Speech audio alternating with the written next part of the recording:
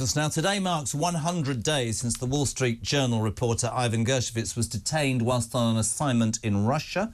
Arrested on suspicion of espionage, the correspondent was transferred to a prison near Moscow, where he's been held since in solitary confinement without trial. His appeal against the extension of his pre-trial detention to the end of August was denied. Joining us now is Phillip Ingram MBE, former senior military intelligence officer. This is a dreadful, dreadful story. It's 100 days today, Phillip.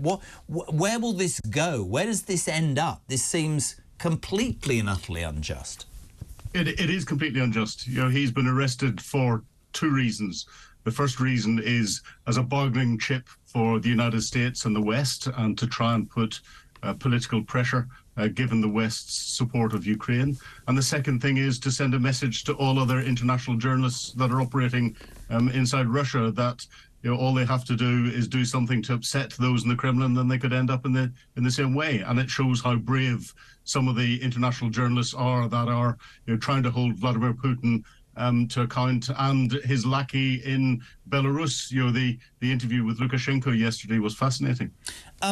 In terms of Evan Gershkovich as an individual, I mean, we always have this discussion about governments. Can they do anything? Should they be doing more?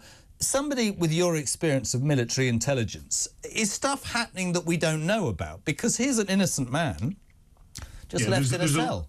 There's a lot going on in the background, and it's something that there will be continuous pressure, possibly on a daily basis, but certainly on a weekly basis from the US Embassy and from other embassies into the different parts of the Russian state. The trouble is they just won't listen, and there's no way could you get to the next stage of trying to forcibly get him out. This has to be done through diplomatic channels, and unfortunately, you know, he is the pawn in all of this, and that's why the Russians have arrested him and locked him up. You know, as the pawn in all of this, he's sending that message to, you know, other journalists that are operating inside Russia and out to the wider international community. So, you know, people are understandably concerned about their own positions. What do you think? You talk about, you know, diplomatically things are going on behind the scenes. You say he couldn't forcibly be removed. People can absolutely feel the anger about such a decision.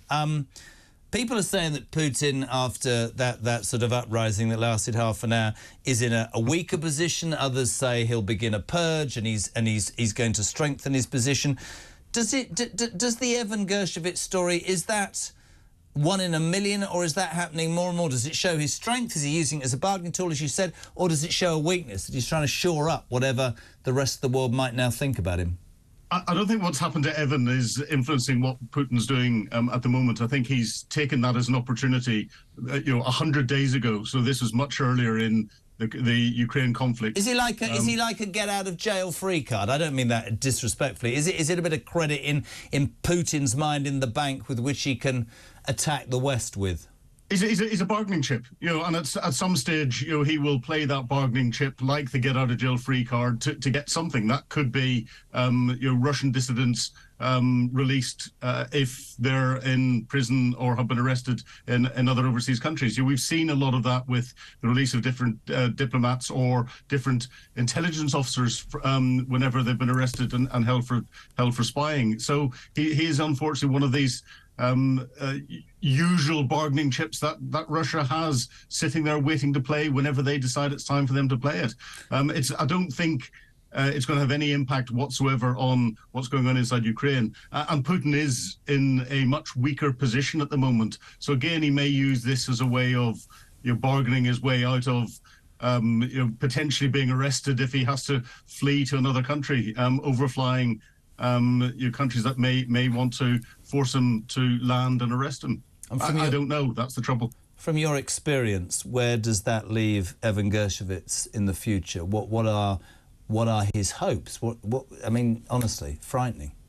It is frightening. You know, he has to have hope, because there will be an awful lot of diplomatic effort going on to try and make sure that he is being looked after first and foremost while he's in there, and get him released. And every option to bargain to get him released as quickly as possible will be being thought through, planned out, and played to the Russians as they can. But he is in Russians' hands. He is the card that's sitting there, and it's he will only be played whenever they decide they want to play him. Phillip, and unfortunately, he's suffering.